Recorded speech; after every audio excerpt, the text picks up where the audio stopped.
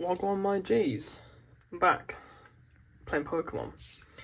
I want to do a deck profile for Raging Bolt, but an expanded. Now, Raging Bolt expanded is Raging Bolt ADP.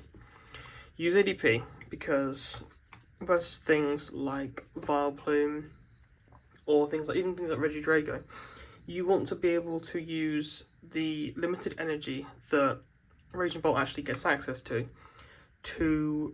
get as many prizes as you possibly can. Makes Regidrago's deck generally into 2 shots if you can get them.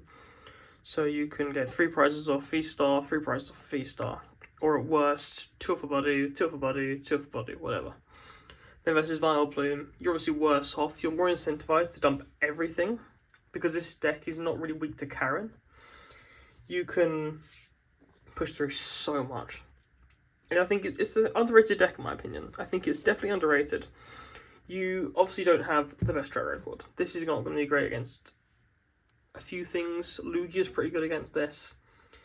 Things like Drago can definitely give you trouble if he has the Badu. Plus, probably something like obviously Timeless into Dragapult's pretty nice. Part of the peak. Garbodor is really bad for this. Now, I've considered running 2 Field Blower. I found myself not particularly needing Field Blower because Garbodor isn't really that good right now. I think the only big decks that particularly run Garbodor right now is pretty much I've just found Lopunny. But obviously Regidrago can still run it. Still incredibly good versus this deck. This is a lot of abilities. You have Sardas, but even so, this is a lot of abilities in this deck. So we'll start with the Pokemon. We've got 2 Raging Bolt, the namesake of the deck. Why'd you run 2? 3's Bricky. You're on Skyfield in this deck to get 8 bench spaces, but realistically, this thing's going to die. You know, this thing will get destroyed by Timeless into whatever. However, you can use it as a sort of a point or something, it dies, and you have a lot of recovery. You have ADP, so ADP has also creation. Filling Thunder, you discard a number of energies, you reattach them. With ADP, Alter Creation, which can be done for a double Dragon Energy, mind you, you can do 30 more damage completely. So these 70s that go 70, 140, 210, 280 now become 100, 170, etc, etc. 240, the big number, counters other Raging Bolts. You also get an extra prize card for knocking out Pokemon. It's the reason why Raging Bolt's so good at this, is that you can first turn, because you go blind second, first turn ADP go Alter Creation. Now Raging Bolt will do a bunch of damage. Yeah, point something and kill it. Now for the actual recovery stuff, we've got Sandy Shocks, Galarian Moltres V, Tapu Koko. Now, I'm doing these 3 together because they've all got the same idea. If at some point, like for example, you're getting item locked and you can't access the 1 starters you've seen, use these. Tapu Koko Prism Star, once per turn, it's on your bench. You can put it in the Lost Zone, then attach 2 Lightning Energies to your Pokemon. It's just 140 more damage. It can also help power Raging Bolt. If you keep a Fighting Energy on this, you can attach a Lightning Energy to have the full thing powered up to edge the attack. Galarian Moltres V at any time, doesn't matter when really, because Sandy Shock is locked. You can attach Dark Energy from discard to it, which is an extra 70 damage. Then Sandy Shocks is Ancient for Sardas, which is really important, because Sardas need to attach you up to 2 Ancient Pokemon. Not always going to have Raging Bolt, we do have Fluttermane as well, but Sandy Shocks is a better one. So, if your opponent's got 4 or less prize gold remaining, i.e. they've knocked out an ADP or a Raging Bolt, you can attach a basic Fighting Energy to this. Really good. Next, got Fluttermane and Gloomy are the stalled cards. So obviously not always you're going to see the right combo. Gloomy means all of your opponent's active Pokemon's attacks cost 1 colourless more. Can be really good. Force a Regidrago player to have a 2 double Dragon Energy potentially, or double Dragon Energy plus Crispin. Not always the easiest, it does help. Versus some Rogue, it's good. It can make Mega Absol Math a bit weird. Sometimes they'll need to attach 4 energy to it, makes it worse off than Electrode. And Fluttermane takes out all abilities of the opponent's active Pokemon while it's in the active spot. but it's also an ancient Pokemon. I mean, Sardas can attach to it as well as the Sandy Shocks. Now you have 4 ancient Pokemon, and it's got an okay attack. It does 90, does 2 damage on wherever you like. And that can take down things like the Mimikyu that locks out attacks from your X and Vs. It's not that good, but it's usable. With Marshadow, you can discard him from the bench to take away a stadium. Something you can do in this, if you've got like, so these are your consistency tools in terms of Pokemon.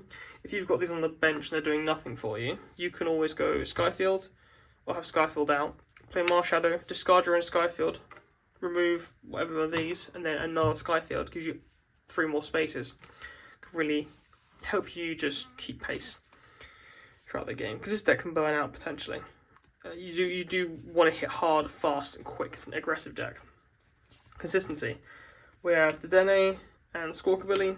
Both do the same thing. When you, discard hand draw 6.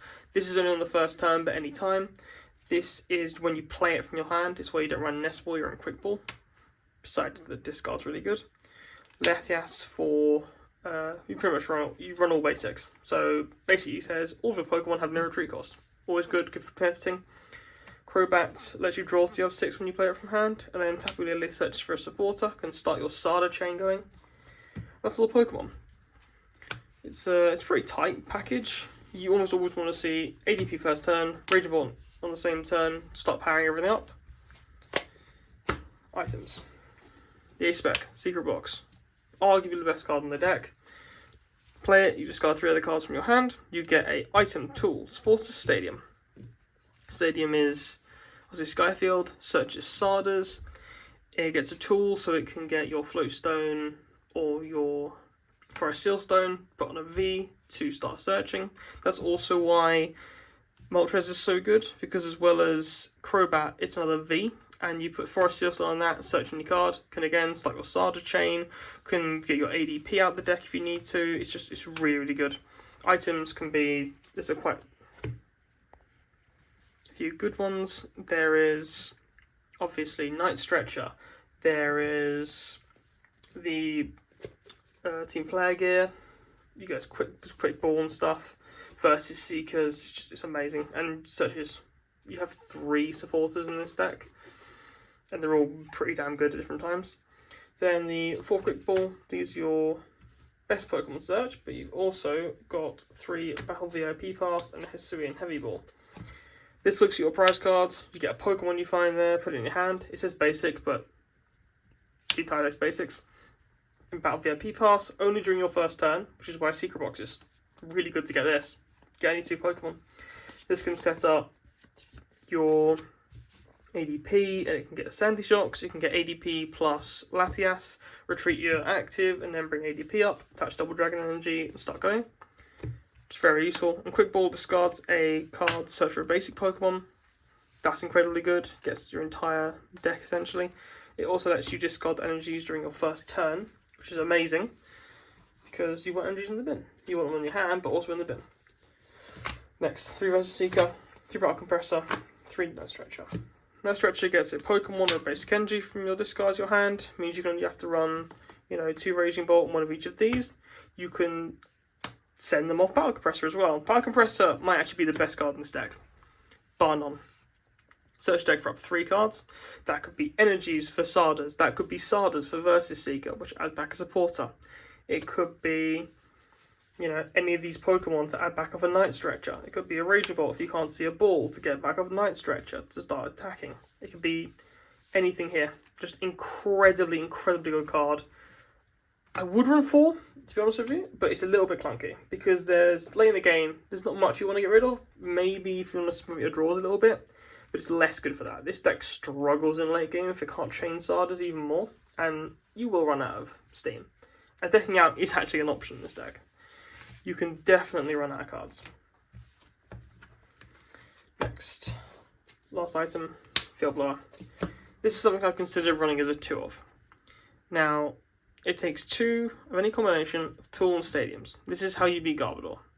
Now, sometimes you can just natively attach, have a Sardas or Guzma up a thing already powered up. You have Raging Bolts, they can sometimes do it, but Garbodor's a huge problem, especially with Lopunny doing it the first turn. You basically don't get a chance to set up. It's almost a loss. Good thing it's best of 3. And taking stadiums is good as well, to be a Puff to the Peak. That's like a Parallel City is quite an annoying one.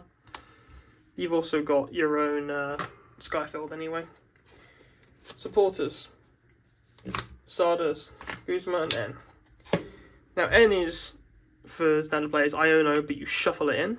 Now, people do run Iono in this deck instead of N. I prefer N because I think pretty much every card here you want to see at some point again, and a lot of them you wouldn't mind. Iono is good if your hand's horrendous, but I haven't found that many horrendous hands here. A lot of the time it's, I just need more cards, or I just want to disrupt my opponent more. Next, Sardas. Probably best card in the deck. Choose up to 2 ancient Pokemon, attach basic energy from a discard to each of them, and if you do, draw 3 cards. So, attach to your energy, do 140 more damage for Raging Bolt, and draw 3 cards. Just why not? Just draw 3 cards on top of it. It's so broken.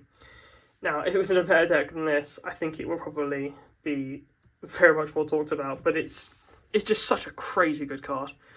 Guzma is a Boss's Orders plus a switch, and this is good as well because you have Latias. If your opponent doesn't end up knocking out ADP, which, I mean, they should, but if they don't, you also really want the ability to just switch out a bit to try and kill Latias. It's good to get out of retreat locks. So yeah, Sardas is just what you go for almost every single turn. You try and go Sarda on the first turn, then versus Seagull on back, find another Sarda and chain them. And you'll just keep having more damage. Stadium Skyfield. Each player can have a Pokemon on the bench. Who needs Terra when you've got just Skyfield? It's just so good. It just means you can just willy-nilly put out, you know, all of your support Pokemon while still having ADP Raging Bolt, while still having a Fluttermane or a Sandy Shocks or a Moltres on the bench. And you can always do the Marshall trick of discarding it, discard these. Oh look, I've got more space for these guys. It's so useful all the time to have a Skyfield around, and this is probably the best abuser of Skyfield, I would say. There have been other decks in the past that can do it, like Mega Rayquaza, but I've found Regibot to be so good with this. Folkestone and Forest Steelstone, this just has no retreat cost wherever it's attached to, and Forest Steelstone lets you search for a card as an ability. You have another V-Star powers, this is the best thing to run. For the energy, we've got 3 Double Dragon, 3 Lightning, 3 Fighting, 3 Dark. This is from Moltres and whatever else. This helps your Raging Bolt attack. Now, it may seem deceptive, but Double Dragon energy can't be discarded by Raging Bolt. Raging Bolt says basic energy only, which is a big stipulation. Now, obviously Double Dragon energy is incredibly good. Lets you just attack essentially for 1 energy, but it itself won't let you attach anything, or detach anything with it. So it's mainly there for first turn ADP, so you don't have to rely on Crispin or anything, because obviously you can't Sarda onto a ADP, means you don't have to run Energy Switch. But it's just good enough where you're happy to put it on a Raging Bolt sometimes, and just have these to discard. This is obviously for Sandy Shocks, this helps with Tapu Koko, both synergize with each other. And yeah, this deck feels really smooth. There's not much of a combo guide with this really, it's more just slam as many cards in your deck into the bin as possible.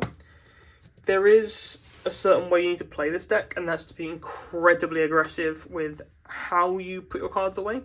There's no reason to be afraid when you've got 3 Night Stretcher and Versus Seekers, and more ways to find more cards. You're always going to find more gas. The thing you need to worry about first turn is setting up fast and hard, especially with how good Regidrago is, how good Lugia is, how quick they are.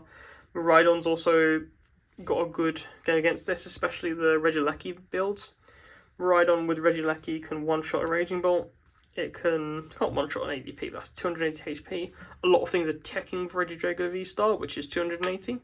You can't always rely on ADP being knocked out for Sandy Shocks. Sometimes you've got to put pressure on with Raging Bolt, because that way they're down if they do, down if they don't. If they don't knock out ADP, you can just Guzma into Raging Bolt, start killing their main Pokemon. If they do kill it, you've now turned on Sandy Shocks. You can start Sardering, doing more energy out. yeah, it's a very well machine. I'm excited to see what else Pokemon will give us in the future. Like and subscribe. Leave any questions in the comments or any suggestions. Always happy to talk about more expanded. Hopefully I'll have more videos out some point soon. Peace.